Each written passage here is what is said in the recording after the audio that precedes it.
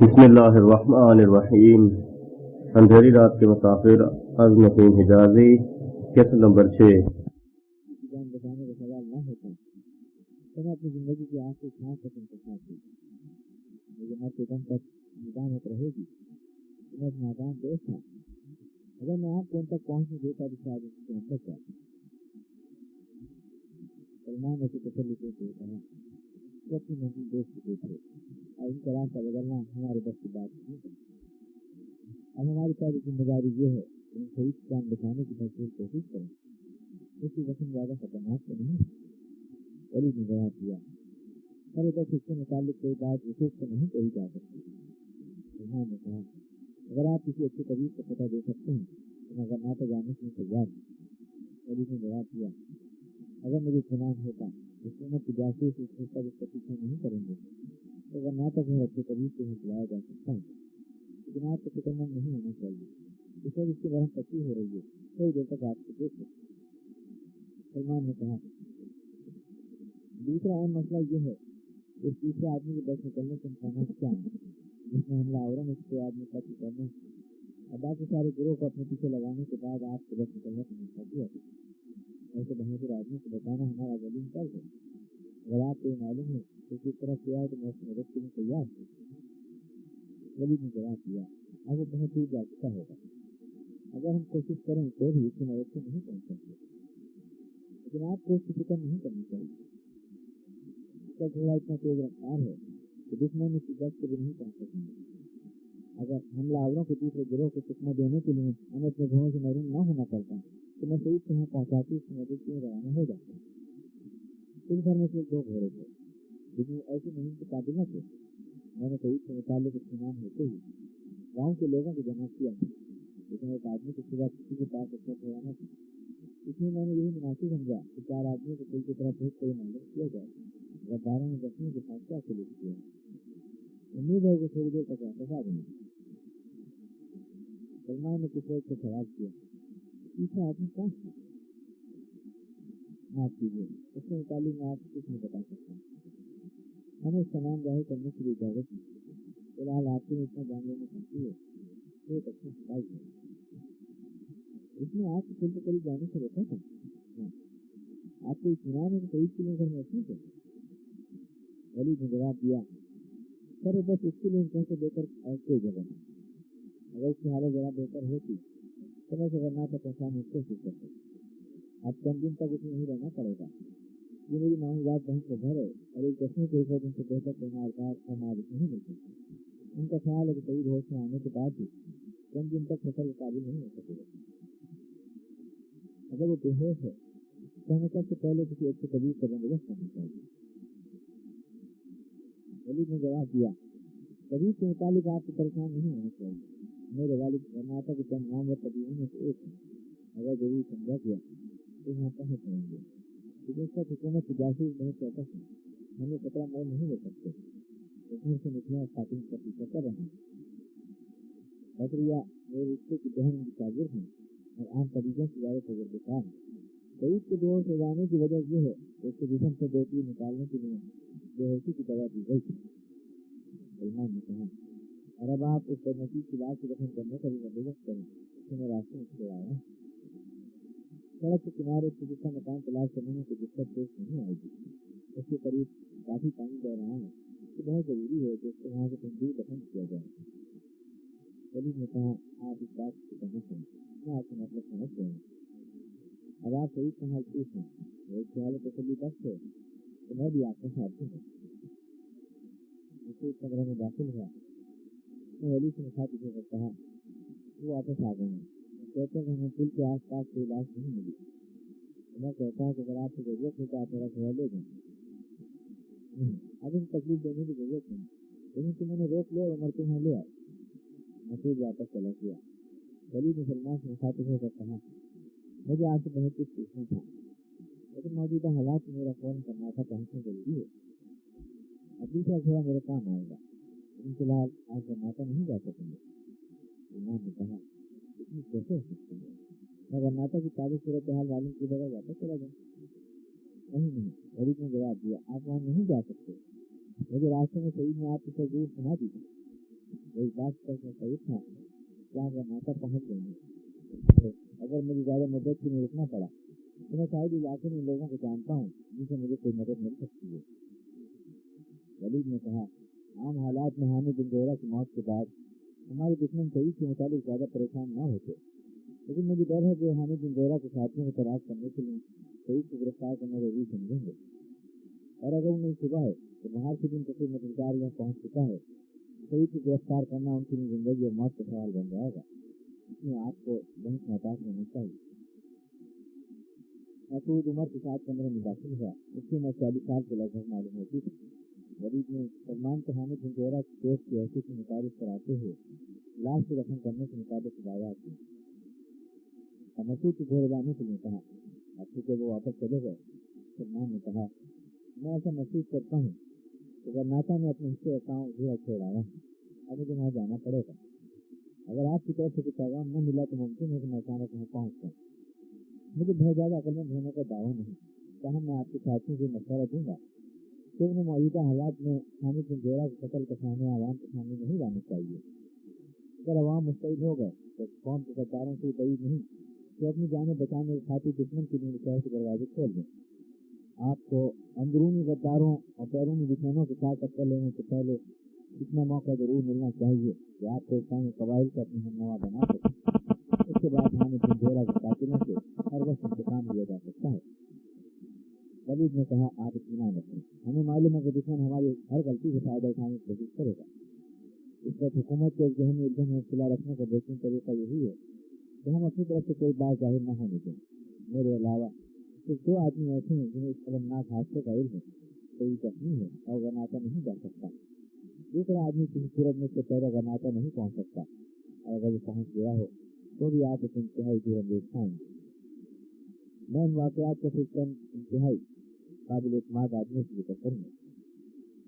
एक उमर रसीदा खातमा ने दरवाजे से मुझे झाँकते हुए कहा, जनाब बदरिया कहती हैं जब आप मेहमान को लेकर अंदर आए। वो उसके कमरे से बाहर निकल आए।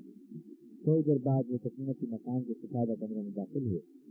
कई आंखें बंद किए बिस्तर पर बेहद हरकत लेता हुआ था और उसके चेहरे पर सुकून बरस रहा था। ऐसा मालूम होता था कि गहरी नींद सो रहा है। सलमान ने आगे बढ़कर उसकी पेशानी पर हाथ रखा। अचानक साथ वाले कमरे से एक इंसानी आवाज सुनाई दी, आपके जो जख्मी से कोई बात नहीं कर सकेंगे, अभी तक इन पर दवा का असर है। सलमान ने मुड़ कर देखा, ऐसी निगाहें संजीदा हसीन बाज़ चेहरे पर जमकर रह गई। बदरिया, वलीद ने सिंखा से देखकर कहा, ये सलमान है, और जो वाकयात उन्होंने बयान की हैं उनसे भी इस बात की तहकीक होती है कि हामिद बिन जोहरा शहीद हो चुके हैं और कातिलों ने उनके अलावा हमारे बाकी 4 साथियों की लाशें भी नाले में फेंक दी।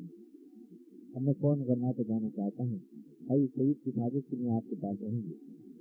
अगर आप शहीद के मुताबिक की तकलीफ महसूस करें तो यहाँ से किसी का पैगाम चाहिए।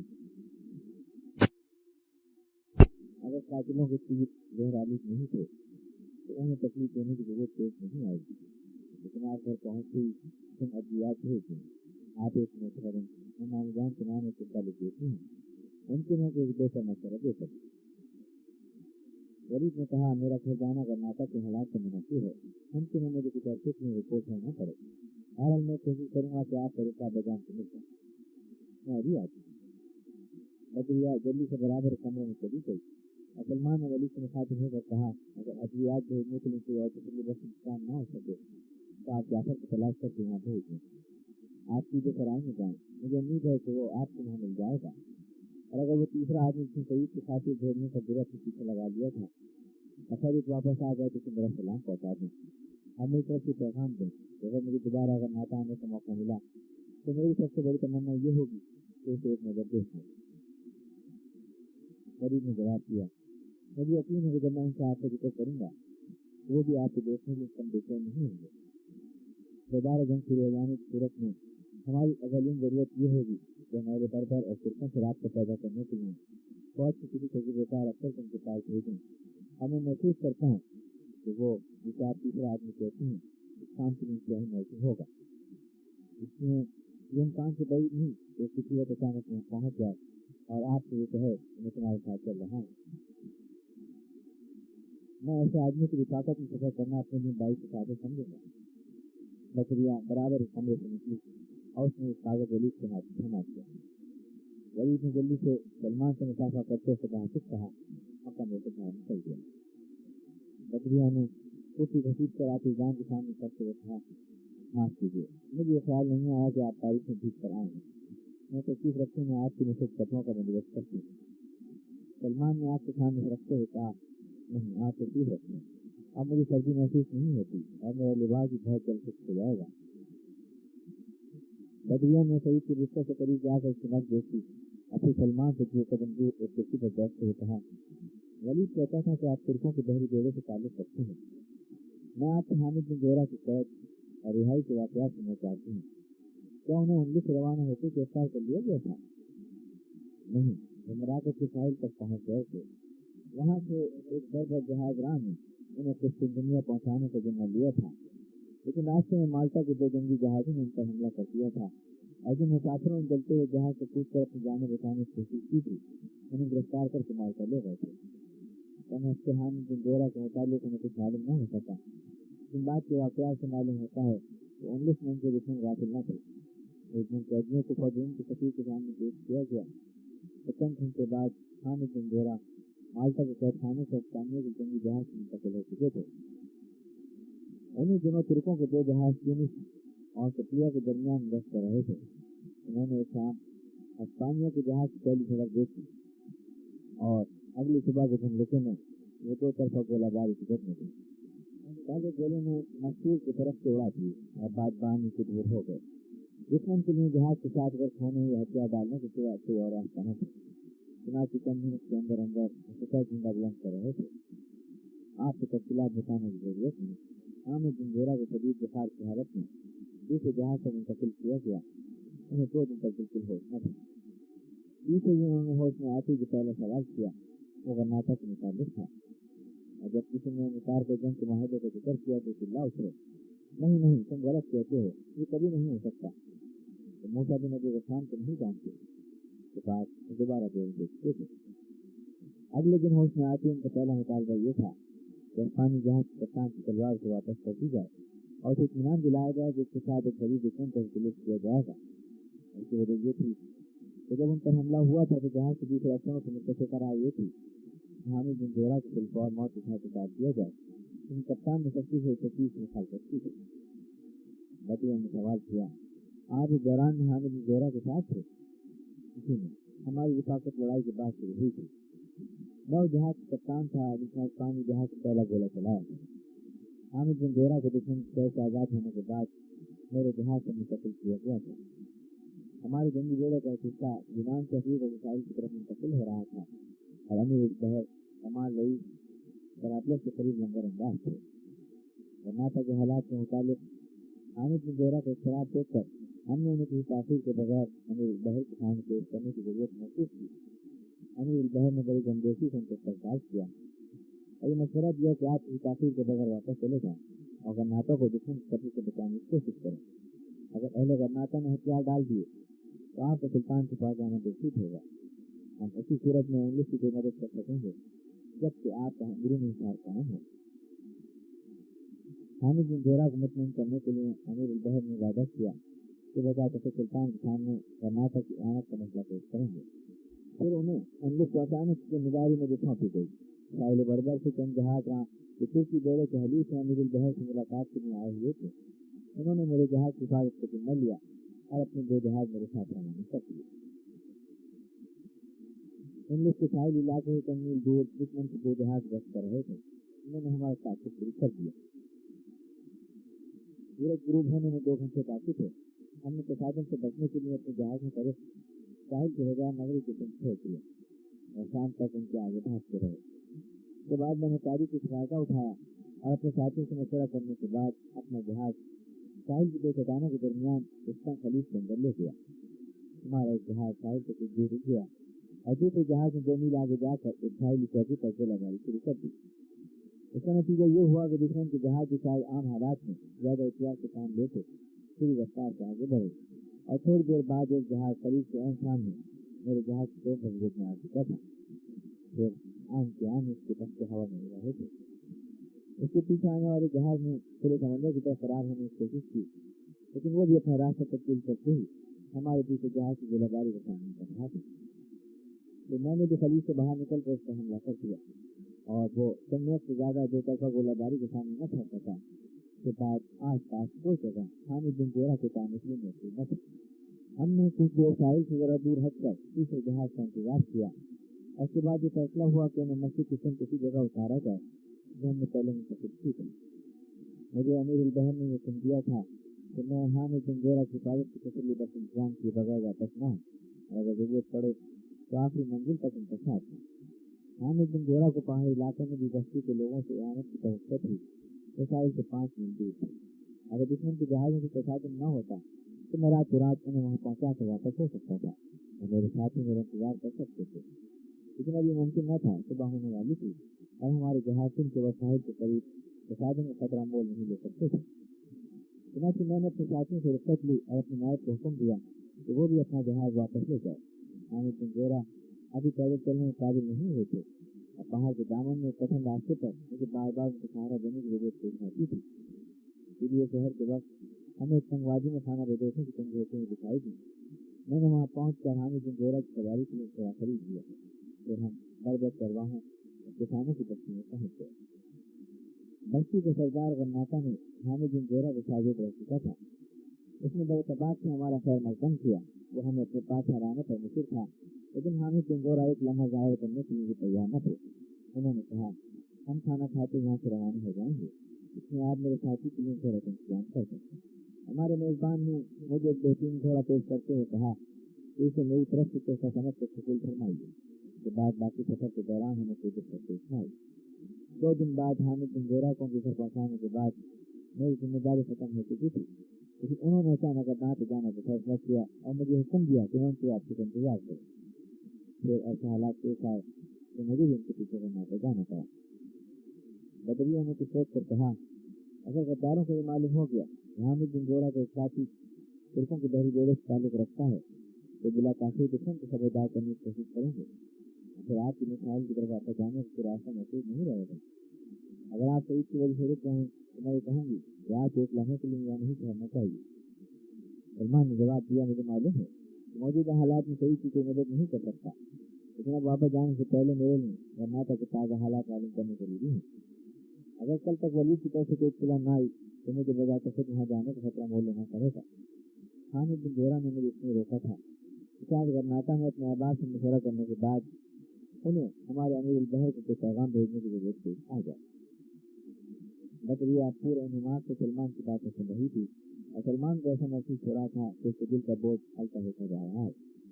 थोड़ी देर कबल जब वो कमरे में दाखिल हुआ था तो उसने सिर्फ एक सामने के लिए बदरिया की तरफ देखा था और उसके बाद उसकी हालत थी कभी बेख्याली की आलम में थी। उसकी तरफ मुतवज्जो होता तो उसकी निगाहें हया और वकार हुस्न के एहसास से झुक जाती। मान को ख्याल आया तो जरूर से ज्यादा बातें कर रहा है और खामोश हो गया। बदरिया ने चंद सानी तवक्कुफ के बाद कहा, मुझे ऐसा महसूस होता है कि आप मेरे हम बाहर का कोई आदमी इंग्लिश के खाली इलाकों से कदर वाकिफ नहीं हो सकता। सलमान ने जवाब दिया, मैं अलजीरिया के अरब घराने में पैदा हुआ था और वालिदा एक berber कबीले से ताल्लुक रखती थी। इतनी तवील दास्तान है। अगर आप थक न गए हैं तो मैं वो तवील दास्तान सुनना चाहती हूँ। बदरिया के साथ पर सलमान ने अपनी सरजरी शुरू कर दी। जहाज रानी और तिजारत हमारा खानदानी पेशा था। मेरे वालिद के 4 जाती जहाज थे।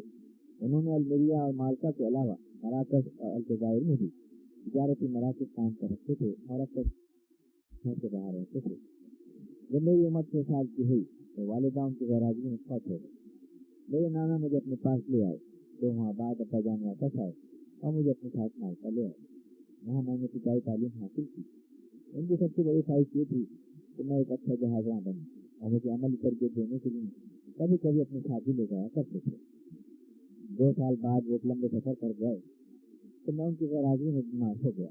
वापस आकर उन्होंने मुझे मुस्तकिल तौर पर अपने साथ रखने का फैसला किया। उसके बाद मेरा घर उनका जहान था। मेरी तालीम के लिए उन्होंने एक ऐसा तालीम मुकर्रर कर दिया था जो हर सफर में हमारे साथ रहते थे। तो 1.5 साल के अरसे में मैं अल्मेरिया और माल्टा के दरमियान कई बार चक्कर लेना चुका था। تو ترکوں میں اطالیہ پر حملے شروع کیے تھے تو کئی اور بڑھ بڑھ جہاز رانی کی طرح پہچان نہیں تھی رضاکارانہ طور پر اپنی خدمات پیش کر دی تھی۔ اس مرتبہ وہ مجھے گھر چھوڑ گئے تھے۔ چند ماہ بعد ہوا تھا سلطان ابو الحسن نے انہیں مالکوں کی بحری کا اجرا کا ناظم مقرر کیا۔ میں 1 سال اور ساتھ رہا۔ اس کے بعد انہوں نے مجھے جہاز رانی کی اعلیٰ تعلیم حاصل کرنے کے لیے دنیا بھیج دیا۔ جنگ کے ایام میں مجھے اطلاع ملی کہ نائب امیر البحر بنا دیے گئے ہیں۔ ہاں، تو آپ نائب امیر البحر ابراہیم کے بیٹے ہیں؟ بدریوں نے سوال کیا۔ ہاں، جنگ کے دوران مجھے مامو جان کی طرف سے اطلاع ملی تھی کہ میرے نانا فوت ہو چکے ہیں اور ان کا خاندان ہجرت کر کے الجیریا پہنچ چکا ہے۔ 6 ماہ بعد ان کا دوسرا پیغام یہ تھا کہ ابا جان اس بحری جنگ میں شہید ہو چکے ہیں۔ اس کے بعد انگلش سے میرا رشتہ کٹ چکا تھا۔ کمال رئیس جب بحر روم میں ترکی دورے کے امیر بن چکے ہیں، میرے والد کے زمانے سے جانتے تھے جب انہوں نے اٹلانٹک کی جنگ میں حصہ لیا تھا۔ تو جب بھی کچھ دنیا آتے تھے تو میرا حال ضرور پوچھتے تھے۔ ابا جان کی موت کے بعد انہوں نے مجھے اپنی سرپرستی میں لے لیا۔ جب میں فارغ التحصیل ہوا تو انہوں نے مجھے اپنے ذاتی عملے میں شامل کر لیا۔ 6 سال بعد مجھے جنگی جہاز حرام مل گیا۔ سلمان یہاں تک پر خاموش ہو گیا۔ بدریہ کے ذہن میں کئی سوال ابھر چکے تھے۔ اچانک سعید نے انہیں اپنی طرف سے توجہ کر لیا۔ وہ بے ہوشی کی حالت میں پڑھانے کے بعد آہستہ آہستہ عاطفہ کو آواز دے رہا تھا۔ وہ دونوں جلدی سے اٹھ کر بستر کی طرف آئے اور بدریہ سعید کی نس سے ہاتھ رکھ کر سلمان کی طرف دیکھنے لگی۔ سعید بے چینی کی حالت میں چند بار قدم بدلنے کے بعد اچانک خاموش ہو گیا۔ بدریہ کے چہرے سے پسینہ پوچھنے کے بعد سلمان سے مخاطب ہوئی۔ تمہیں کافی دیر ہوش نہیں آئے گا۔ اگر آپ تھوڑی دیر میں بیٹھنا پسند کریں تو میں آپ سے اور بہت کچھ پوچھنا چاہتی ہوں۔ سلمان نے کرسی پر بیٹھتے ہوئے کہا، اگر آپ کو اعتراض نہ ہو تو میں سعید کے ہوش میں آنے تک یہاں کھیلنا بھی پسند نہیں کروں گا۔ بدریہ اور سلمان دوبارہ اپنی جگہ بیٹھ گئے اور بدریہ نے کہا، ولید کہتا تھا آپ حامد بن زہرہ کو غداروں کی سازش سے خبردار کرنے کے لیے بناتا پہنچے تھے، لیکن آپ کو کیسے معلوم ہوا تھا کہ ان کے خلاف کی سازش ہو رہی ہے؟ سلمان نے جواب دیا، سعید کے گاؤں کی لڑکی ہے، وہ صبح ہوتے اس کے گھر آئی تھی اور اس نے مجھے بتایا تھا قوم کے غدار حامد بن زہرہ کو تلاش کر رہے ہیں۔ یہ کلمیہ تھا کہ ولید اور اس کے ساتھی کی مداخلت کے باعث میں حامد بن زہرہ کا رشتہ حاصل نہ کر سکا۔ انہوں نے مجھے کمرے اندر کر دیا تھا۔ بدریہ نے پوچھا، گاؤں کی لڑکی کیسے معلوم ہو گیا تھا غدار میں تلاش کر رہے ہیں؟ آپ کو معلوم ہے کون تھی؟ اس کا نام عاطفہ ہے اور اس نے سب کا ظاہر کیا تھا کہ اس کا پتا غداروں کے ساتھ شامل ہو چکا ہے۔ بدریہ کے نزدیک کار پر سلمان کو اپنی داستان کا واقعی سے سنانا تھا۔ دکان پر بدریہ نے کہا، سعید بے ہوشی کی حالت میں عاطفہ کو بھی 2 مرتبہ آواز دے چکا ہے۔ اگر صبح تک اس کی حالت یہی رہی تو ہو سکتا ہے کہیں بلانے کی ضرورت پیش آ جائے، لیکن اگر اس کا پتا غداروں کے ساتھ مل چکا ہے تو اس کے لیے گھر سے نکلنا آسان نہ ہوتا۔ سلمان نے کہا، اگر سعید کی موجودہ حالت کے پیش نظر آپ اس میں بلانے کی ضرورت محسوس کرتے ہیں تو ہمیں وقت ضائع نہیں کرنا چاہیے۔ 1 یا 2 دن بعد آس پاس کے سارے علاقے میں حکومت کے جاسوس پھیل جائیں گے۔ حکومت کے جاسوس اس گھر میں قدم رکھنے کی ضرورت نہیں کر سکتے اور انہیں یہ معلوم بھی نہیں ہو سکتا کہ سعید اپنی ہے۔ ولید کے فوراً کرناٹک جانے کا مقصد بھی یہی ہے کہ غداروں کی توجہ اطلاع کے بجائے کرناٹک پر محدود رکھی جائے۔ سلمان نے کہا، اگر آپ اجازت دیں تو میں بھی وہاں جانے کے لیے تیار ہوں۔ نہیں، اس وقت آپ نہیں جا سکتے۔ ممکن ہے کہ صبح تک رکھنے کی حالت بہتر ہو جائے اور ہمیں سڑکی کو پریشان کرنے کے بجائے تو تسلی بخش پیغام دے سکیں۔ وہ کچھ دیر خاموش رہے، پھر بدریہ نے کہا، کل میری بیٹی بہت دیکھ گئی۔ اس نے آپ سے دیکھتے مجھے پیغام دیا تھا کہ ایک مجاہد کرناٹا گیا ہے اور واپسی پر ہمارے مہمان ہوگا۔ رات کے آنے سے کل سو گئی تھی، ہمیں صبح تک آپ سے بات نہیں کرتی۔ اسما میری میزبانی پر نصیب تھی اور میں نے محض اس کی دلجوئی کے لیے وعدہ کیا تھا۔ وہ ایسے حالات کو پورا کر رہا ہوں کہ مجھے بھیانک کرنے محسوس کرتے ہیں۔ بدریہ نے کہا، آپ کو معلوم ہے کہ میں سعید کی زراعت کے متعلق بھی سخت فکر مند ہوں۔ اگر غداروں کے دل میں صبح پیدا ہو گیا تو کرتا یہ صرف حامد بن زہرہ کے ساتھ ہے تو آپ گرفتار کر کے دشمن کے حوالے کرنے سے ضرور نہیں کریں گے۔ اگر جانے سے پہلے کرناٹک کے بعد رہنماؤں سے آپ کی ملاقات ضروری نہ ہوتی تو میں یہ مشورہ دیتی کہ آپ کو اسی وقت روانہ ہو جانا چاہیے۔ اب اس گھر میں کسی کو معلوم نہیں ہونا چاہیے کہ آپ کے فرقوں کے ساتھ تعلق ہے۔ اگر کوئی پوچھے تو آپ اسے ٹال دیں کہ آپ اندراج سے آئے ہیں اور میرے شوہر کا امراض ہے۔ میرے شوہر کا نام عبدالوقار ہے۔ سلمان نے کہا، جب میں کچھ دنیا کی بڑی درجگاہ میں تعلیم حاصل کر رہا تھا تو میں اس قسم کے ساتھ دیکھا کرتا تھا اور جنگی جہاز کپتان ہے اور انگلش کے ساحل پر دشمن کے قلعے پر گولہ باری کر رہا ہے. تو اب مجھے ایسا محسوس ہوتا ہے قدرت نے اچانک مجھے ایسے راستے پہ ڈال دیا ہے جو میرے لیے بالکل نیا ہے. میں اسے کام کے لیے موجود نہیں تھا. اتنی زیادہ ہوشیار آدمی کی ضرورت تھی. اور میں کوشش کروں گا کہ میرے یہاں ٹھہرنے سے اگر کرناٹک کے حریت پسندوں کو فائدہ نہ ہو تو ان کو نقصان بھی نہ پہنچے. بدریوں نے کہا آپ کی آمد سے تھوڑی دیر قبل ولید یہ کہہ رہا تھا محمد بن زہرہ کا خون بہانے والوں نے ہم پر اللہ کی رحمت کے دروازے بند کر دیے ہیں. کرناٹک میں ان کی تقریر قوم کی ضمیر کی آخری چیز تھی جو برسوں سے ہلاکت و تباہی کے طوفانوں کو آواز دے رہی تھی. اب ہمیں سلامتی کے راستے کون دکھائے تھے. جب اس نے بتایا کہ آپ ترکوں کی دہری فوج سے تعلق رکھتے ہیں تو میں نے اچانک محسوس کیا کہ ہم تنہا نہیں ہیں. اور اگر کرناٹک کے متعلق مایوس ہو سکتے ہیں تو بھی مجھے ترکوں سے مایوس نہیں ہونا چاہیے. میں محمد فاتح کے جانشین کے دامن پکڑ کر سکتے ہیں کہ میری عزت اور آزادی کے محافظ کم ہو. اب اگر آپ کو ترکی کا میری بہن نے بھیجا ہے تو اس بات کا ثبوت ہے تو وہ ہمارے حال سے غافل نہیں. سلمان نے کہا بار مجھے ترکوں کی طرف سے کوئی اعلان کرنے کا اختیار ہوتا. امیر البحر کمال رئیس کو تجویز تھی کہیں اتار کر جنگ کا معاہدہ ہتھیار ڈال دینے کا پیش کرنا نہ ہو. اور میں اس بات کی امید تھی کہ اگر حامد بن زہرہ کی حال سے جگا سکے تو ترک ان کی جنگ کو خاموش تماشائی کی حیثیت سے نہیں دیکھیں گے. اب ہمیں دعا کرنی چاہیے پہلے کرنا تھا قبل وقت تو کسی کا فیصلہ نہ کریں. آپ دعا کریں حامد بن زہرہ میں عوام کے دلوں میں جذبات رکھا ہے تو سب نہ ہوگا. بدریہ کے چہرے پر اچانک اداسی چھا گئی.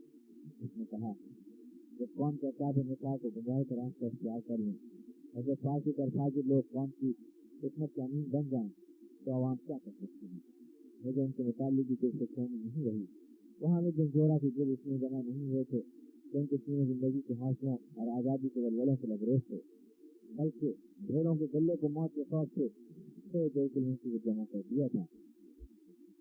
اب جب وہ سنیں گے کہ آزادی کی راہ میں خون کی چراغ جلانے کی دعوت دینے والا دوبارہ ان کے پاس نہیں آئے گا تو ان میں سب سے اپنے دل میں اطمینان محسوس کریں گے کہ مزید قربانی سے بچتے ہیں. میں آپ کو مایوس نہیں کرنا چاہتی لیکن کاش اگر کرناٹک کے متعلق میں آپ کو بہتر رائے دے سکتی ہوں. میں نے 16 سال کی عمر میں کرناٹک کی جنگ آزادی میں حصہ لینا شروع کیا تھا. میں کئی مارکوں میں زخمی ہونے والوں کی رحم پٹی کر چکی ہوں. میں مجاہدوں کو دیکھ چکی ہوں جن کا میں یقین فتح سے جانوں سننے جاتا تھا جن کی آواز سن کر بکریوں میں شیروں کے حوصلے پیدا ہو جایا کرتے تھے. میرا اپنا رقص تہوار میں سے ایک تھا. ایک گاؤں کا رئیس تھا اور میں شاید نبی رسان کے دیش ودیش کئی مارکوں میں حصہ لے چکا تھا. اس کے جسم پر پرانے زخموں کے 11 انسان موجود تھے.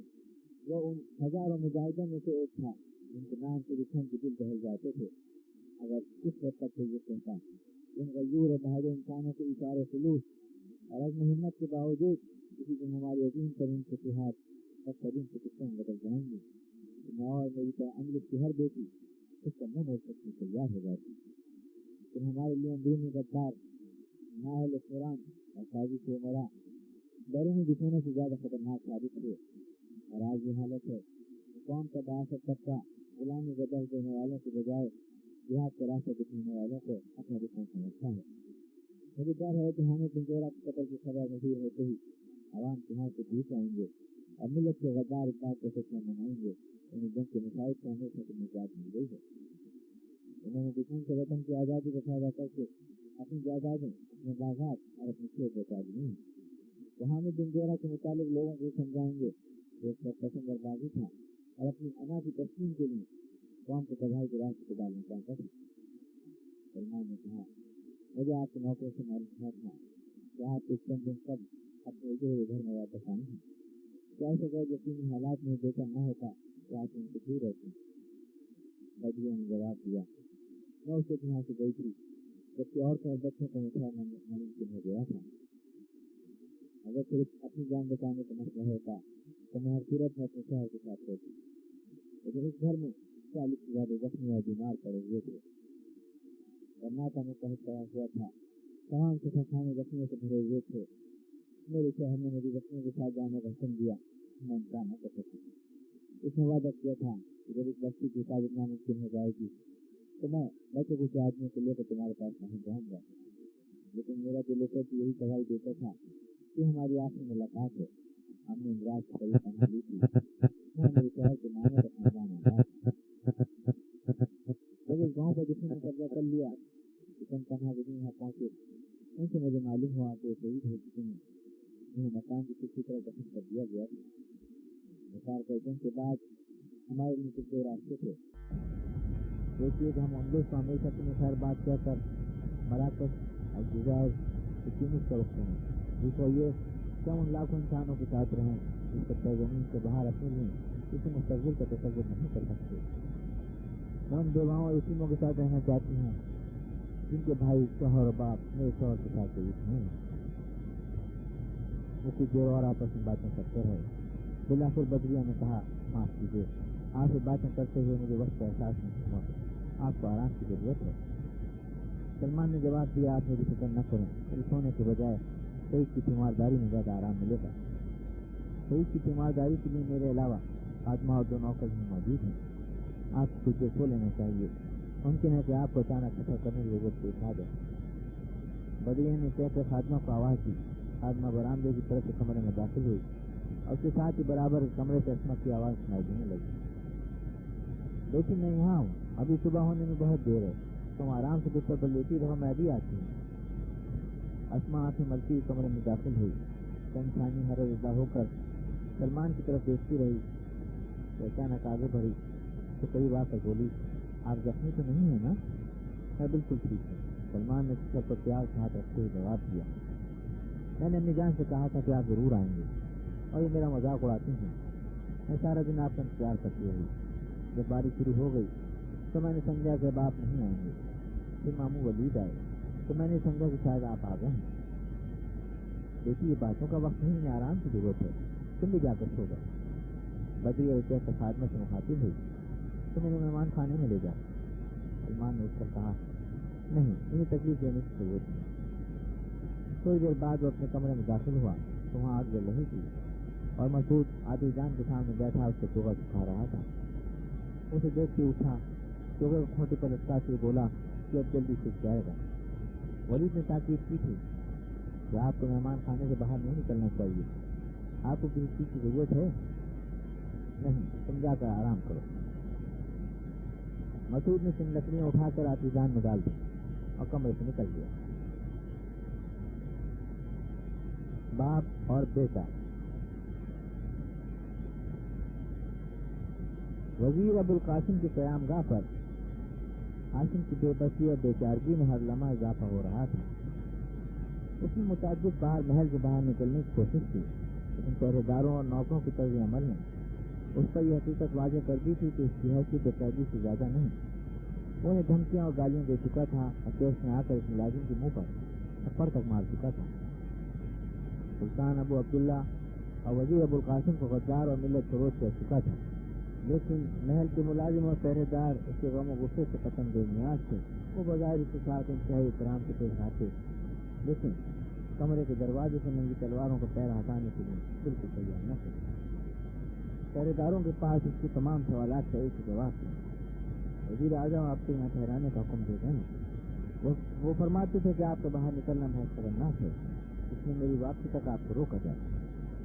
अब अगर आप बाहर निकल जाएं और रास्ते में आपको कोई हादसा पेश आ जाए तो हमारी खाने की बात नहीं। हमें ये हुक्म है कि आपको कोई तकलीफ न दी जाए, लेकिन हमें ये भी हिदायत की गई है कि अगर आप बाहर निकलने की कोशिश करें तो आपको गिरफ्तार करने की करीब मत किया जाए। हाशिम ने वजीर आजम के घर का खाना खाने से इंकार कर दिया था। दोपहर के बाद उसने सर्दी का बहाना करके बाहर धूप में बैठने की ख्वाहिश की तो मुसल्ला आदमी उसे सहन में ले गए। करीबन एक साथ वो आंखें बंद किए धूप में बेकुछ बैठा रहा और फिर अचानक उठकर सहन की तरफ बहा, लेकिन अभी वो ड्योढ़ी से 50 कदम दूर था कि पहरेदारों ने भाग कर उसे घेर लिया और जबरदस्ती कोने के कमरे में बंद कर दिया। अब वो एक भूखे जानवर की तरह उस कमरे में बैठ रहा था। हाशिम ये जानने के लिए बेकरार था कि कर्नाटक में क्या हो रहा है। उसमें आने जाने वाले कदमों की आहट सुनकर उन्हें आवाजें थी, लेकिन वो उससे कतन बेनियाज हो चुके थे। रंग गम से निढाल होकर उसने अपने आप को बिस्तर पर गिरा दिया। रात ایک شہر گزر چکی تھی، کمرے کا دروازہ کھلا، ایک افسر اور 2 ملازم کمرے میں داخل ہوئے۔ ایک نوکر نے مشل کی لو سے کمرے کا چراغ جلا دیا۔ ہاشم نے ملتجی ہو کر کہا، خدا کے لیے مجھے بتاؤ کہ میں کب تک تمہاری قید میں ہوں، شہر میں کیا ہو رہا ہے، ابوالقاسم کہاں ہے؟ افسر نے جواب دیا، شہر میں بدامنی بلکہ بغاوت کا خطرہ ہے، اور وزیر اعظم اپنے دوستوں کو افراتفری سے دور رکھنا چاہتے ہیں۔ آپ کو پریشان نہیں ہونا چاہیے، ہمیں یقین ہے کہ شہر کی فضا بہت جلد ٹھیک ہو جائے گی۔ اب اگر آپ اجازت دیں تو آپ نے کھانا منگوا دیا تھا؟ ہاشم نے پھر ملا کر کہا، کیا یہ نہیں ہو سکتا کہ تم مجھے زہر مہیا کر دو؟ معاف کیجیے، ہم اس سوال کا جواب نہیں دے سکتے، افسر نے موڑتے ہوئے کہا۔ ہاشم چلایا، خدا کے لیے ٹھہریے۔ وہ رک کر ہاشم کی طرف دیکھنے لگا۔ ہاشم نے قدرے توقع کے بعد کہا، میں حامد بن زہرہ کے متعلق پوچھنا چاہتا ہوں، کیا ابوالقاسم کی گرفتاری اور قتل کا حکم دے چکے ہیں؟ افسر نے جواب دیا، وزیر اعظم کو اس کے متعلق کوئی حکم دینے کی ضرورت نہیں، اس کا معاملہ ان لاکھوں انسانوں کے ساتھ ہے جو غرناطہ میں امن چاہتے ہیں، اور اس سے نجات حاصل کرنا ان لوگوں کا ولیم فرض ہے، ان کے بھائی، عزیز اور دوست یہ اغمال کے طور پر دشمن کے پاس قید ہیں۔ میرا بیٹا بھی ان میں سے ایک ہے، میں نے سنا ہے کہ آپ کے 2 بیٹے بھی اغمال بنائے جا چکے ہیں، اور یہ بھی معلوم ہے کہ آپ نے غرناطہ کو اس فکر سے بچانے کی ذمہ داری قبول کی۔ حاکم قرض کی حالت میں چلایا، میں اس شرمناک سازش سے دور رہنا چاہتا ہوں، میں کسی برائی سے کنارہ کش ہونے، کسی گناہ سے توبہ کرنے یا کسی غلط راستے کی بجائے صحیح راستہ اختیار کرنے کا حق رکھتا ہوں، اور ابوالقاسم مجھے سخت سے محروم نہیں کر سکتا۔ اگر آپ کے خیال میں صحیح راستہ یہ ہے کہ غرناطہ کو پھر ایک بار جنگ کی آگ میں جھونک دیا جائے، پہلے غرناطہ کو ایک ایسے آدمی کی طرف سے محفوظ رکھنا ہماری پہلی ایک سب سے بڑی ذمہ داری ہے، اس کی باتوں سے آپ جیسے سنجیدہ لوگ بھی متاثر ہو چکے ہیں۔ میں آپ سے وعدہ کرتا ہوں کہ حامد بن زہرہ کا شہر بہت جلد ٹوٹ جائے گا۔ یہ کہہ کر افسر اور اس کے ساتھی کمرے سے باہر نکل گئے، اور ہاشم دیر تک بے طور پر کھڑا رہا، اس کے ذہن میں کئی خیالات آ رہے تھے۔ ہاشم نے سلطنت غرناطہ کے مستقبل سے مایوس ہو جانے کے بعد ابوالقاسم سے تعاون کیا تھا، اور اپنے ضمیر کو مطمئن کرنے کے لیے اس کے پاس سب سے بڑی دلیل یہ تھی کہ حامد بن زہرہ یا تو کسی حادثے کا شکار ہو گیا ہے، یا غرناطہ کے حالات سے اس قدر بددل اور بیرونی اعانت کے متعلق اس قدر مایوس ہو چکا ہے کہ اس نے واپس آنا پسند نہیں کیا۔ لیکن گزشتہ رات حامد بن زہرہ سے غیر متوقع ملاقات نے اس کی امیدوں کے بجھتے ہوئے چراغ دوبارہ روشن کر دیے تھے۔ حامد بن زہرہ نے کہا تھا کہ اگر اہل غرناطہ صرف چند ماہ اور دشمن کو دارالحکومت سے باہر روک سکیں تو ترک انہیں مایوس نہیں کریں گے، لیکن اگر وہ غلامی پر رضامند ہو گئے تو باہر سے کوئی طاقت ان کی سیاسی گناہوں کا کفارہ ادا کرنے کے لیے نہیں آئے گی۔ جب ہاشم حامد بن زہرہ کو غرناطہ جانے سے روکنے کے لیے وہاں کے باشندوں کی مایوسی اور بے بسی کا نقشہ کھینچ رہا تھا تو اس کے ذہن پر یہ خوف سوار تھا کہ اگر وہ عوام کو مشتعل کرنے میں کامیاب ہو گئے اور جنگ دوبارہ چھڑ گئی تو اسے فتح اور شکست سے بے پرواہ ہو کر اس کا ساتھ دینا پڑے گا، اور اس کا پہلا نتیجہ یہ ہوگا کہ جن لوگوں کو یہ اغمال کے طور پر فردین کے حوالے کیا جا چکا ہے وہ دشمن کے انتقام کا پہلا نشانہ بنیں گے۔ اولاد کی محبت نے اسے ابوالقاسم کے پاس جانے پر مجبور کر دیا تھا، تاہم اسے التجا کرتے ہوئے بھی وہ اپنے ضمیر کو تسلی دے رہا تھا کہ اگر حامد بن زہرہ اہل غرناطہ کی غیرت بیدار کرنے میں کامیاب ہو گیا اور میرے بیٹے دشمن کے قبضے سے نکل آئے تو میں انہیں آزادی کے پرچم بلند کرنے والوں کی اگلی طرف میں دیکھنا چاہتا ہوں۔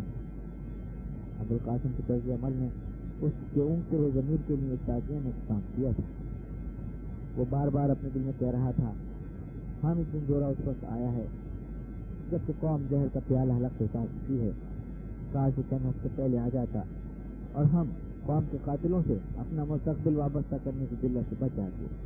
کیا میرے لیے حامد بن زہرہ کی رفاقت میں مرنا ابوالقاسم اور عبداللہ جیسے ملت بھروسے کے ساتھ زندہ رہنے سے بہتر نہیں تھا؟ میں یقیناً اس بات سے خوش ہوگا کہ ابو عبداللہ اور ابوالقاسم کی خوشنودی حاصل کر کے ہم نے اپنے خاندان کو مستقبل خطرات سے بچا لیا ہے۔ ان کی بدولت فردینت ہمیں بہتر سلوک کا مستحق سمجھے گا اور سلمہ بھی اپنے 2 بیٹوں کی رہائی کے بعد خوش ہو جائے گی۔ لیکن اگر حامد بن زہرہ کے خدشات درست ثابت ہوئے اور نصرانیوں نے اہل غرناطہ کے ساتھ وہی وحشیانہ سلوک کیا جس سے قبل وہ دوسری مفتوحہ ریاستوں کے مسلمانوں کے ساتھ کر چکے ہیں، تو آئندہ نسلیں میرے مطابق کیا کریں؟ میں ابوالقاسم کے پاس کیوں آیا؟ مجھے حامد بن زورہ کے ساتھ رہنا چاہیے تھا. میں نے اپنے بیٹوں کے لیے غلامی کی زندگی کے بجائے آزادی کی موت کی تمنا کیوں نہ کی. کاش میں انہیں فرڈینڈ کی قید میں جانے سے روک سکتا. کیا ہوگا تو میں کیا کر سکتا ہوں. ہاشم تھوڑی دیر کے لیے کرسی پر بیٹھ جاتا اور پھر اضطراب کی حالت میں اٹھ کر ٹہلنا شروع کر دیتا. آدھی رات کے قریب اچانک کمرے کا دروازہ کھلا. ایک پہرے دار مشعل ہاتھ میں لیے اندر داخل ہوا. اس نے کہا وزیر سلطنت نے آپ کو یاد فرمایا ہے. انہوں نے یہ بھی کہا تھا کہ اگر آپ آرام کر رہے ہوں تو آپ کو تکلیف نہ دی جائے. ہاشم خون کے گھٹ پی کر رہ گیا. کچھ کہے بغیر پہرے دار کے ساتھ چل پڑا. چند منٹوں کے بعد وہ ملاقات کے کمرے میں ابوالقاسم کے سامنے کھڑا تھا. اس نے ایک نظر ہاشم کی طرف دیکھا اور ہاتھ سے خالی کرسیوں کی طرف اشارہ کرتے ہوئے کہا تشریف رکھیے. ہاشم بادل نخاس پر کے سامنے بیٹھ گیا. چند ثانیوں خاموشی سے ایک دوسرے کی طرف دیکھتے رہے. بالآخر ابوالقاسم نے کہا مجھے افسوس ہے کہ آپ کو میری غیر حاضری میں تکلیف دی. میں نے اپنے آدمی کو ہدایت کی تھی کہ آپ کو باہر نہ جانے دیں. مجھے اندیشہ ہے کہ آپ اگر ایک بار جنگ کے حادثے سے میٹے میں آ گئے تو آپ کے لیے واقعی وہ راستہ باقی نہیں رہے گا. کوئی عقل مند آدمی اپنے دوستوں سے محروم ہونا پسند نہیں کرتا. اگر میں آپ کو یہاں روکنے کی کوشش نہ کرتا تو شاید آج علنگا کے دروازے پر مظاہرہ کرنے اور میرے خلاف نعرے لگانے والوں کے ہجوم میں آپ کی آواز سب سے بلند ہوتی. ہاشم نے جواب دیا اگر میں اہل غرناطہ میں زندگی کی رمق باقی دیکھتا تو حامد بن زورہ کو یہاں آنے سے منع کرنے کے بجائے اس کے ساتھ دیتا. پھر مجھے اس بات کی یہ پرواہ نہ ہوتی کہ فرڈینڈ میرے بیٹوں کے ساتھ کیا سلوک کرے. آپ کو ناروں سے پریشان نہیں ہونا چاہیے جو ان بے بس انسانوں کا آخری احتجاج ہے کہ تباہی کے آخری کنارے میں پہنچ چکے ہیں. مجھے یقین ہے کہ غرناطہ کی گلی کوچوں میں بہت جلد قبرستانوں کے سناٹے چھا جائیں گے. ابوالقاسم نے کہا مجھے بتایا گیا کہ آپ باہر نکلنے میں سب سے چین تھے. میں جاننا چاہتا تھا کہ آپ نے حامد بن زورہ کے ساتھ کیا سلوک کیا ہے لیکن یہاں کوئی مجھ سے ہم کلام ہونے کے لیے تیار نہ تھا. ہم نے اس کے ساتھ کوئی بدسلوکی نہیں کی. تو لوگوں کو مستعل کرنے کے بعد شہر سے نکل گیا اور ہم نے اس کا راستہ روکنے کی بھی کوشش نہیں کی. ہماری اطلاعات یہ ہیں جو پہاڑی علاقوں کا دورہ کرے گا اور قبائل کو منظم کرنے کے بعد رضاکاروں کے دستے غرناطہ بھیجنا شروع کر دے گا. ہاشم نے کہا جو قبائل مایوس ہو چکے ہیں انہیں دوبارہ آمادہ جنگ کرنے کے لیے خود جوش تقریریں کافی نہیں ہوں گی اور جو ابھی تک برسر پیکار ہیں وہ اہل غرناطہ پر اعتماد کرنے کے بجائے پہاڑوں اور چٹانوں میں دشمن کا انتظار کرنا بہتر سمجھیں گے. جہاں ایک تیر انداز تو آدمیوں کا راستہ روک سکتا ہے مطار کے جنگ کے بعد وہ ہم سے بہت دور جا چکے ہیں. حامد بن زورہ اسی صورت میں کامیاب ہو سکتا ہے کہ ترک اور بربر بلا تاخیر ہماری مدد کے لیے پہنچ جائیں. وہ ترکوں کے جنگی بیڑے کی آمد کے متعلق پر امید ہے لیکن مجھے وہی اطمینان نہیں دلا سکا کہ مطار کا جنگ کی مدت ختم ہونے سے پہلے وہ ہماری مدد کے لیے پہنچ جائیں گے. ابوالقاسم نے کہا حامد بن زورہ اہل غرناطہ کو بھی کسی سے بھی بس پیغام نہ دے سکا. تاہم اس نے اہل شہر کی ایک بڑی تعداد کو جنگ شروع کرنے پر آمادہ کر دیا ہے. ممکن ہے بعض قبائل بھی اس کی باتوں میں آ جائیں اور جنگ کی آگ بھڑکا کر دشمن کو قتل و غارت کا ایک اور موقع فراہم کر دے. اس کا مقصد یہ ہے کہ ہمارا حالت میں دشمن سلجھ پڑے. اسے قوم کے 49 بیٹوں کی کوئی پرواہ نہیں جنہوں نے غرناطہ کو تباہی سے بچانے کے لیے دشمن کا یرغمال بننا قبول کر لیا ہے. اس کے لیے بات بھی کوئی اہمیت نہیں رکھتی کہ جب قبائل غرناطہ کا رخ کریں گے تو دشمن کو دوبارہ شہر کی ناکہ بندی میں دیر نہیں لگے گی. ہاشم نے کہا آپ نے ان تمام خدشات کے باوجود اسے روکنے کی کوشش نہیں کی. ابوالقاسم نے جواب دیا اسے روکنا تنہا میرا ہی مسئلہ نہیں. غرناطہ میں ہزاروں افراد ایسے ہیں جو دوبارہ جنگ شروع کرنے کے نتائج ہو سکتے ہیں. ہاشم چند ثانیہ ابوالقاسم کی آنکھوں میں آنکھیں ڈال کر دیکھتا رہا. پھر اس نے کہا اگر وہ اپنی مرضی سے کہیں گیا ہے تو اس کا مطلب یہ ہے کہ اس نے خود ہی آپ کی ساری پریشانی دور کر دی ہے. میں آپ کا مطلب نہیں سمجھا. میرا مطلب یہ ہے کہ آپ غرناطہ کے اندر اس پر ہاتھ نہیں اٹھا سکتے تھے لیکن غرناطہ سے باہر اس حفاظت کے سلسلے میں آپ پر کوئی ذمہ داری عائد نہیں ہوگی. ابوالقاسم آپ مجھ سے کوئی بات چھپا رہے ہیں. میں جاننا چاہتا ہوں کہ آپ نے اس کے ساتھ کیا سلوک کیا. ابوالقاسم نے جواب دیا مجھے ایسا محسوس ہوتا ہے کہ آپ میری کسی بات پہ یقین نہیں کریں گے. اس لیے بہتر ہوگا کہ آپ براہ راست ان لوگوں سے گفتگو کر لیں جو مجھ سے زیادہ جانتے ہیں. وہ کون ہے؟ ابوالقاسم نے تالی بجاتے ہوئے کہا آپ کو بھی معلوم ہو جائے گا. ہاشم چند ثانیے اضطراب کی حالت میں ادھر ادھر دیکھتا رہا. پھر برابر کمرے سے قدموں کی آواز سنائی تھی دروازہ کھلا اور وہ سکتے کے عالم میں عمیر اور عتبہ کی طرف دیکھنے لگا۔ ابوالقاسم نے کہا، عمیر، تمہارے والد حامد بن زہرہ کے متعلق بہت پریشان تھے، تم انہیں تسلی دے سکتے ہو؟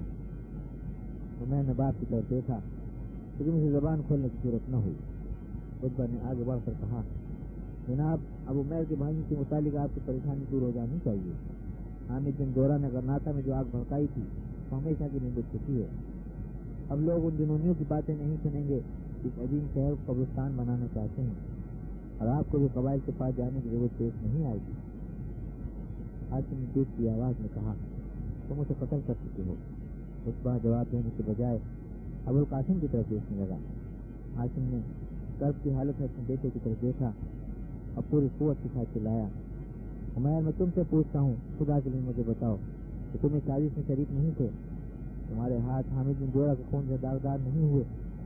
میں موت سے پہلے سننا چاہتا ہوں، غلامی کی ذلت اور رسوائی قبول کر لینے کے باوجود میرے خاندان نے قوم کے خلاف آخری گناہ میں حصہ نہیں لیا، تم خاموش کیوں ہو؟ ابوالقاسم نے کہا، حاتم، میں تمہاری جذبات کا احترام کرتا ہوں، اگر تم حامد بن زہرہ کے دوست تھے تو ہم اس کے دشمن نہیں ہیں، لیکن مجھے اس بات کو کبھی یقین نہیں آئے گا کہ تم ایک طرفی آدمی کے جذبات کی تسکین کے لیے غرناطہ کی مزید تباہی گوارا کر سکتے ہو۔ تم اس حقیقت سے اعتراف کر چکے ہو کہ ہم جنگ ہار چکے ہیں، تم یہ بھی جانتے ہو کہ اہل غرناطہ کا جوش و خروش نعروں و مظاہروں سے آگے نہیں بڑھے گا، اور باہر کے قبائل میں زیادہ تعداد ان لوگوں کی ہے جو بدل اور مایوس ہو چکے ہیں، اور وہ چل سر پھرے جب تک برسر تحقال اب اہل غرناطہ کی مدد کے لیے اپنی پناہ گاہوں سے باہر آنا پسند نہیں کریں گے۔ اس محدود علاقے میں مقامی نوعیت کی لڑائیاں فرڈینڈ کے لیے کسی پریشانی کا باعث نہیں ہو سکتی۔ ان لطف زرخیز علاقوں، اہم شہروں اور بندرگاہوں پر قبضہ کرنے کے بعد وہ آخری ضرب لگانے کے لیے اطمینان سے موضوع وقت کا انتظار کر سکتا ہے۔ جب ان سرفروں کے خون کا آخری قطرہ بہ چکا ہوگا تو اس کی افواج کسی مزاحمت کا سامنا کیے بغیر ان دروں اور گھاٹیوں میں پھیل جائیں گی جنہیں یہ لوگ ناقابل تسخیر سمجھتے ہیں۔ حامد بن زہرہ نے اچانک یہ خطرہ پیدا کر دیا تھا کہ امن پسند قبائل بھی اثر نو جنگ کی آگ میں کود پڑیں اور فرڈینڈ اس انتقامی کارروائی کے لیے مجبور ہو جائے اس کے خوف سے ہم متعارف جنگ کے لیے مجبور ہو گئے تھے۔ حاتم، تم اپنے لڑکوں کو ہلاکت میں ڈال سکتے ہو لیکن دوسروں کے بیٹوں اور بھائیوں کی زندگی خطرے میں ڈالنے کا حق نہیں رکھتے۔ تم لاکھوں انسانوں سے شکست، بے بسی اور مایوسی کے باوجود زندہ رہنے کا حق نہیں سن سکتے، تو میں نے صرف زندہ رہنے کی خواہش کے عملی اظہار کے سوا کوئی جرم نہیں کیا۔ حاتم نے لڑکی آواز میں کہا، ان لاکھوں انسانوں کی شکست، بے بسی اور مایوسی ان غداروں کی سازشوں کا نتیجہ ہے جنہوں نے ہمارے ماضی کی ساری عصمتیں اپنے پاؤں تلے رون ڈالی تھی اور مستقبل کی امیدوں کے سارے چراغ بجھا دیے تھے۔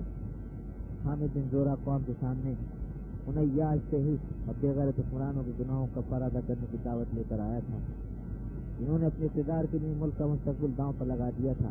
ابوالقاسم، تم یہ کہہ سکتے ہو کہ ایک سر پھرا تھا اور ان حالات میں اسے کسی معجزے کی توقع ایک دیوانگی تھی، لیکن تم یہ کہنے کا حق نہیں رکھتے کہ اب قوم ذلت کی زندگی پر رضامند ہو چکی ہے، اس لیے حامد بن زہرہ کو عزت کا راستہ دکھانے کا کوئی حق نہ تھا، اور چونکہ لاکھوں انسان ظلم اور وحشت کے خلاف لڑنے کے حق سے ہمیشہ کے لیے دستبردار ہو چکے ہیں، اس لیے وہ عظیم انسان واجب القتل تھا جسے اس حق سے دستبردار ہونا پسند نہ تھا۔ کیونکہ ذلت اور رسوائی کی زندگی ہمارا مقدر بن چکی ہے، اس لیے آزادی کی زندگی یا غیرت کی موت کا راستہ دکھانے والے مجرم ہیں۔ حامد بن زہرہ ان نیک سینت لوگوں کی ضمیر کی آواز تھا جنہیں بدترین مصائب بھی اللہ کی رحمت سے مایوس نہیں کرتے۔ اگر ہم اس کا ساتھ دینے سے انکار کر دیتے اور اس سے یہ کہتے کہ ہم دشمن کی غلامی پر رضامند ہو چکے ہیں اور صرف زندہ رہنے کے لیے ہر ذلت اور رسوائی برداشت کرنے کے لیے تیار ہیں، تو دنیا ہمیں بزدل اور بغیر ہونے کا تانا دیتی، پھر بھی ہم اس امید پر زندہ رہتے کہ موجودہ دور کے اندھیرے دائمی نہیں ہیں، ہمیں دوبارہ اٹھنے اور سنبھلنے کے لیے موضوع حالات کا انتظار رہتا۔ ہم مایوسی کے اندھیروں میں ان رہنماؤں کا انتظار کرتے جو بھٹکے ہوئے قافلوں کے لیے روشنی کا مینار بن جاتے ہیں اور جن کی آواز سے مردہ رگوں میں خون کی گردش تیز ہو جاتی ہے۔ اگر حامد بن زہرہ کو اپنے مقاصد میں کوئی کامیابی نہ ہوتی تو بھی امید باقی رہتی کہ اس سے بہتر دیکھنے اور سمجھنے والے اس سے زیادہ عزم و یقین کے ساتھ ابھریں گے۔ اور ہماری آئندہ نسلیں ان کے ضمیر کی روشنی میں بقا اور سلامتی کے راستے دیکھیں گی. لیکن حامد بن زورہ کا قتل اس بات کو ثبوت ہوگا کہ ہم نے دائمی اندھیروں کے ساتھ صرف اپنا ہی نہیں بلکہ اپنی آئندہ نسلوں کے مستقبل کا رشتہ بھی جوڑ لیا ہے. اب اس ظلمت قدے میں کبھی روشنی نہیں ہوگی. ہم اس تاریک رات کے مسافر ہوں گے جس کا دامن ماہ و انجم کی ضیاء پاشیوں سے خالی ہوگا. اب کوئی سرفرا حامد بن زورہ کے نقش قدم پر چلنے کی ضرورت نہیں کرے گا. وہ اس بد نصیب قوم کی رگوں میں زندگی کے خون کا آخری قطرہ تھا اور جس زمین میں خون گرا ہے وہ شاید قیامت تک ہماری بے عزتی کا ماتم کرتی رہے گی. ابوالقاسم کی قوت برداشت جواب دے چکی تھی. اس نے اپنے ہونٹ کاٹتے ہوئے کہا، ہاشم، غرناطہ کو مزید تباہی سے بچانا کوئی جرم تھا تو اس کی ذمہ داری تنہا میری ذات پر نہیں.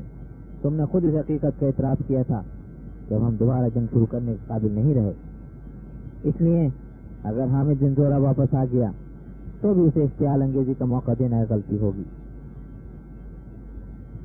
تم نے اس بات کی ذمہ داری قبول کی تھی کہ تم قبائل کو اس کا ساتھ دینے سے منع کرو گے اور تم صرف اس خوف سے اپنا موقع تبدیل کر رہے ہو کہ تمہیں لوگوں کے سامنے رسوائی کا ڈر ہے. لیکن میرے خلاف زبان کھولنے سے پہلے اچھی طرح سوچ لو، تمہارا اپنا بیٹا براہ راست ایک جرم میں حصہ دار بن چکا ہے. تم زیادہ سے زیادہ 1 یا 2 دن کے لیے لوگوں کو میرے خلاف مشتعل کر سکو گے، لیکن وہ بااثر لوگ جن کے بیٹے دشمن کے پاس یرغمال کے طور پر ہیں تمہاری تائید نہیں کریں گے. وہ تمہیں شاید زبان کھولنے کا موقع بھی نہ دیں. میں تمہیں یہ بھی بتا سکتا ہوں کہ غرناطہ کے وہ خطیب اور مفتی جن کی آواز عوام پر اثر انداز ہو سکتی ہے ہر صورتحال سے نمٹنے کے لیے میرا ساتھ دیں گے. ہاشم نے شکست خوردہ ہو کر جواب دیا، اگر میں عوام کو منہ دکھانے کے قابل ہوتا تو سب سے پہلے اپنی بغیرتی اور بزدلی کا اعتراف کرتا. اگر میں چپ رہوں گا تو تمہارے خوف سے نہیں بلکہ اپنی شرم اور ندامت کی پائد خاموش رہوں گا. لیکن تم گواہ رہو کہ میں حامد بن زورہ کے قتل کی سازش میں حصہ دار نہیں ہوں. ابوالقاسم چند ثانیے غصے اور اضطراب کی حالت میں اس کی طرف دیکھتا رہا تو اس نے اپنے چہرے پر ایک حقارت آمیز مسکراہٹ لاتے ہوئے کہا، اب تک صرف چند آدمیوں کو اس بات کا علم ہے کہ ہم نے غرناطہ کو اس شر سے بچا لیا ہے، اور اگر تم اپنی زبان بند رکھ سکو تو ان میں سے کوئی یہ نہیں کہے گا کہ تمہارا بیٹا بھی اس کے قتل کی سازش میں شریک تھا. کسی کو یہ گواہی دینے کی ضرورت بھی پیش نہیں آئے گی کہ تم نے قبائل کو پرامن رکھنے کا ذمہ لیا تھا. تم اس حقیقت سے انکار نہیں کر سکتے کہ ہم ایک تسلیم میں سوار ہیں. فرق صرف یہ ہے کہ تم مجھ پر ذمہ داری ڈال کر اپنے ضمیر کا بوجھ ہلکا کرنا چاہتے ہو. اس وقت تمہیں آرام کی ضرورت ہے.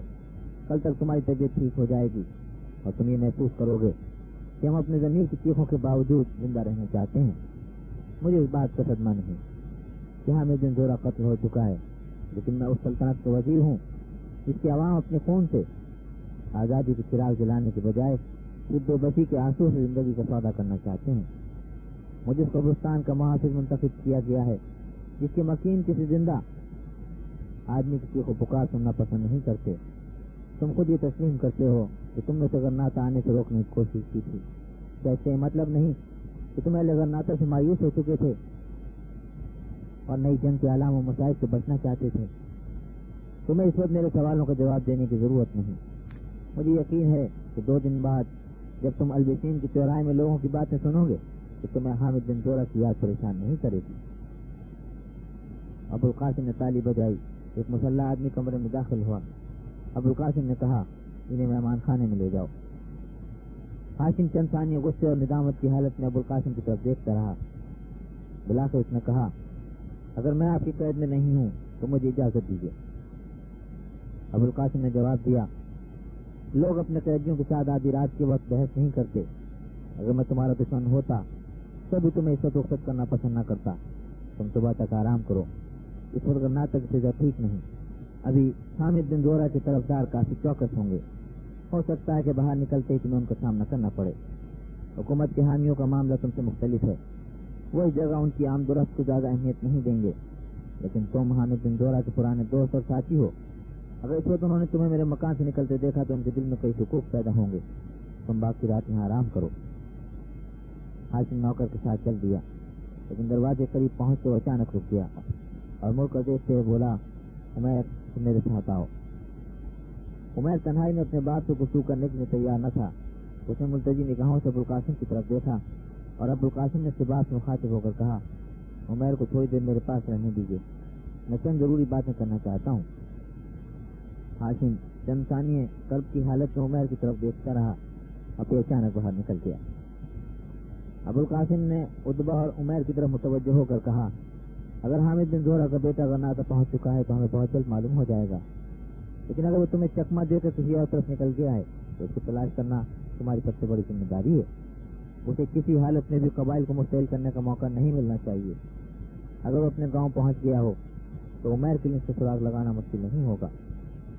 عمیر نے کہا، جناب آپ اس کی فکر نہ کریں، ہم صبح ہوتے ہی روانہ ہو جائیں گے۔ ابوالقاسم نے کہا، تمہیں زیادہ آدمی اپنے ساتھ لے جانے کی ضرورت نہیں، موجودہ حالات میں ہم اس سے کھلے تصادم کا خطرہ مول نہیں لے سکتے۔ اسے معلوم نہیں ہونا چاہیے کہ اس کے باپ کے قاتل کون تھے، اور تمہارے لیے دشمن کے بجائے ایک دوست کی حیثیت سے اسے قابو میں لانا زیادہ آسان ہوگا۔ اب تم جا سکتے ہو، تمہارے والد تمہارا انتظار کر رہے ہوں گے، لیکن انہیں بتانے کی ضرورت نہیں کہ تم کہاں جا رہے ہو۔ مجھے یقین ہے کہ ایک دو دن تک ان کا غم و غصہ دور ہو جائے گا۔ عمیر نے کہا، جناب مجھے ان کا سامنا کرنے سے خوف محسوس ہوتا ہے۔ بہت اچھا، تم جاؤ، اس وقت ان سے بات کرنا مناسب نہیں۔ میں صبح ہوتے انہیں تسلی دینے کی کوشش کروں گا۔ سردار سعید کی تلاش بہت ضروری ہے۔ اس کی اہمیت صرف یہی نہیں کہ وہ حامد بن زہرہ کا بیٹا ہے اور جنگ کے حامی سے اپنا اعلی کار بنا کر حکومت کے خلاف ایک طوفان کھڑا کر سکتے ہیں، بلکہ میں محسوس کرتا ہوں کہ اسے قابو میں لانے کے بعد حکومت کے لیے حامد بن زہرہ کے بیرونی مددگاروں کو پکڑنا آسان ہو جائے گا۔ فردینند کو یقین ہے کہ جن نامعلوم جہازوں نے اسے انگلش کے ساحل پر اتارا تھا وہ بیرونی جاسوسوں کو بھی یہاں پہنچا گئے ہیں۔ اگر تم سعید کے ذریعے ان کو سراغ لگا سکو تو فردینند تمہاری خدمت کبھی فراموش نہیں کرے گا۔ فی الحال حامد بن زہرہ کے قتل کی خبر اہل غرناطہ سے پوشیدہ رہنی چاہیے۔ اگر اس کے ساتھ ہی خبر مشہور کرتے ہیں تو بھی تمہیں اس سے متعلق علم کا اظہار کرنا چاہیے۔ اتبا نے کہا، ہمیں معلوم تھا کہ اگر ہم یہ خبر مشہور کریں تو عوام ہم پر شک کریں گے، اس لیے میں نے اپنے ساتھیوں کو پہلے ہی سمجھا دیا تھا کہ تمہیں خاموش رہنا چاہیے۔ اگر اس کا کوئی ساتھی یہاں پہنچ چکا ہے تو کل تک شہر میں کوہرام مچ جائے گا۔ پہرے داروں کے متعلق ہم پہلے بھی مطمئن نہیں تھے، اور اب تو یہ بات ثابت ہو گئی ہے کہ ان کے افسر در پردہ باغیوں کے ساتھ ملے ہوئے ہیں۔ پولیس کے جو آدمی ہمارے ساتھ بھیجے گئے تھے انہوں نے بھی کسی فرد شناسی کا ثبوت نہیں دیا۔ اگر ان کا افسر اپنے ساتھیوں کو دوبارہ تیر چلانے سے منع نہ کرتا تو باقی 3 آدمیوں کو بھی بچ کر نکلنے کا موقع نہ ملتا۔ میں اس بات سے پریشان ہوں کہ ہم کئی میل چکر لگانے کے بعد واپس آ گئے ہیں، لیکن پولیس کے 6 آدمی جو سڑک تو اس طرف بھیجے گئے تھے ابھی تک غائب ہیں۔ ابوالقاسم نے کہا، تم نے پہرے داروں سے پوچھا تھا؟ نہیں، ہم مغربی دروازے سے شہر میں داخل ہوئے تھے اور سیدھے کوتوال کے پاس گئے تھے، لیکن اسے بھی اس وقت تک کوئی اطلاع نہیں ملی تھی۔ میں نے اسے تحقیق کی تھی کہ فوراً ان کا پتہ لگائے اور یہاں اطلاع بھیج دے۔ اگر آپ کو ان واقعات سے باخبر کرنا ضروری نہ ہوتا تو ہم بھی اس کے ساتھ جاتے۔ اب ہم دوبارہ اس کے پاس جائیں گے۔ عمیر نے کہا، ہم نے سوار کا پیچھا کیا تھا اور 2 اچانک غائب ہو گئے تھے۔ ممکن ہے کہ ہمیں چکمہ دے کر سڑک کی طرف نکل گئے ہوں اور پولیس کے آدمیوں کو ان کا سراغ مل گیا ہو۔ یہ بھی ہو سکتا ہے کہ انہوں نے انہیں گرفتار کر لیا اور اطمینان سے واپس آ گئے ہیں۔ ابوالقاسم نے کہا، یہ بھی تو ہو سکتا ہے کہ وہ ابھی تک ان کا پیچھا کر رہے ہیں۔ بہرحال تم کوتوال کے پاس جا کے پتہ لگاؤ، اگر کوئی تشویشناک بات ہو تو اس سے کہو کہ مجھے فوراً اطلاع دے۔ اس کے بعد تمہاری ذمہ داری سعید کی تلاش کرنا ہے۔ ابوالقاسم کے محافظ دستے کا سالار کمرے میں داخل ہوا۔ اس نے کہا، جناب کوتوال حاضر ہونے کی۔ ابوالقاسم نے فکرہ ختم کرنے کا موقع نہ دیا، وہ چلایا، اسے لے آؤ۔ افسر الٹے قدموں تیزی سے باہر نکلا اور 1 منٹ بعد کوتوال کانپتا ہوا کمرے میں داخل ہوا۔ اس کا لباس کیچڑ سے لت پت تھا اور چہرے پر بھی کیچڑ نظر آ رہے تھے۔ اس نے کہا، جناب سڑک پر 4 آدمیوں کی لاشیں مل گئی ہیں اور باقی 2 آدمیوں کی تلاش جاری ہے۔ اور وہ 4 پولیس کے آدمی ہیں؟ ابوالقاسم نے حیران ہو کر پوچھا۔ ہاں، اور انہیں قتل کرنے والے بچ کر نکل گئے ہیں؟ جناب ابھی ان 4 کے علاوہ ہمیں کوئی اور لاش نہیں ملی۔ ہمارا ایک آدمی تمنچے کی گولی سے ہلاک ہوا ہے اور باقی 3۔ ابوالقاسم غضبناک ہو کر چلایا، بے وقوف، مجھے اس بات سے کوئی دلچسپی نہیں کہ تمہارے بزدل آدمیوں کو جہنم واصل کرنے والوں نے کون سے ہتھیار استعمال کیے تھے۔ تمہیں اب یہ کوشش کرنی چاہیے کہ صبح تک تمہیں اپنے باقی 2 ساتھیوں کی لاشیں بھی مل جائیں اور وہ زخمی ہونے کے بعد دشمن کے ہاتھ نہ آ گئے ہیں، ورنہ یہ ممکن ہے کہ اپنی جانیں بچانے کے لیے تمہاری قربانی پیش کرتے ہیں۔ انہیں تلاش کرنا، ان کی زبانیں بند رکھنا میری ذمہ داری نہیں बल्कि तुम्हारा फर्ज है। कोतवाल को इस मौजू पर कुछ और कहने की जरूरत न हुई। वो फटी फटी आंखों से अबुल कासिम की तरफ देख रहा था। अबुल कासिम ने कदरे नरम होकर कहा, तुमने लाशों के साथ क्या सलूक किया है? लाशें यहाँ लाई जा रही हैं। यहाँ मेरे घर? अबुल कासिम गरजा। नहीं जनाब, लाशों को उनके घर पहुंचा दिया जाएगा। वो किस लिए? जनाब, अगर आप उन्हें यहाँ लाना मुनासिब नहीं समझते तो उन्हें रास्ते में रोका जा सकता है। मुझे इससे कोई सरोकार नहीं कि तुम लाशों को कहाँ गायब करते हो, लेकिन मैं तुम्हें बता सकता हूँ कि अगर आवाम को हामिद बिन जोरा के कत्ल का पता चल गया तो ये लाशें तुम्हारे खिलाफ गवाही देंगी। खुदा के लिए मेरी तरफ इस तरह न देखो। उद्बा ने कोतवाल से कहा, आप फौरन लाशों को ठिकाने लगाने की कोशिश करें और बाकी 2 आदमियों को पता लगाएं। उसके बाद गरनाता में हामिद बिन जोरा के साथियों की तलाश शुरू कर दें। आपने पहरेदारों से दरियाफ्त किया था? हाँ, वही कहते हैं कि अभी तक वो शहर की तरफ नहीं आए, लेकिन मैं उन पर एतमाद नहीं कर सकता। अबुल कासिम ने कहा, काश तुम अपने आदमियों के मुतालिक इस कदर मोहतात होते। खुदा के लिए मेरा वक्त ज़ाया न करो।